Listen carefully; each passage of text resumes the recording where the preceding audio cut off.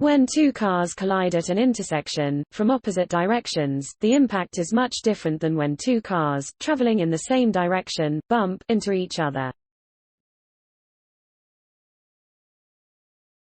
In the laboratory, similar types of collisions can be made to occur between molecules to study chemistry at very low temperatures, or cold collisions. A team of scientists led by Arthur Suits at the University of Missouri has developed a new experimental approach to study chemistry using these. Suits said their approach hasn't been done before.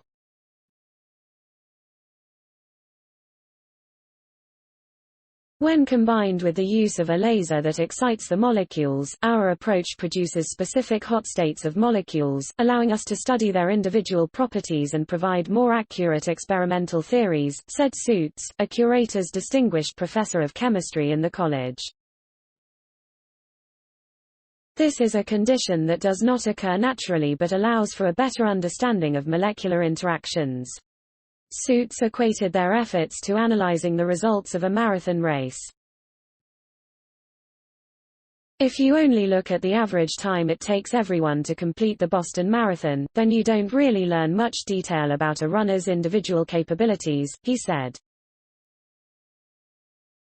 By doing it this way we can look at the fastest runner, the slowest runner, and also see the range and different behaviors of individual runners, or molecules in this case.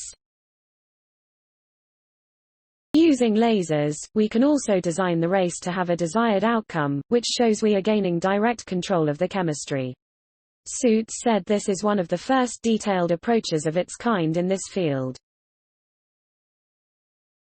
Chemistry is really about the collisions of molecules coming together and what causes chemical reactions to occur, he said.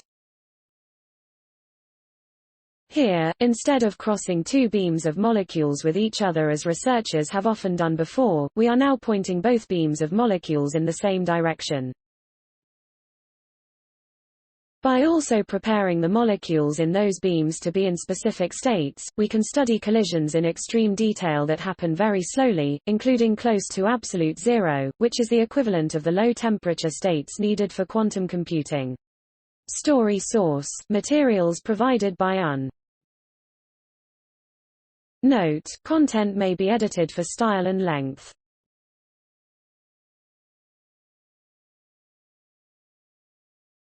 Thanks for watching. Do you like my video? Then show me your love by pressing like button. Please subscribe my channel and hit bell icon for new technology updates. Bye bye.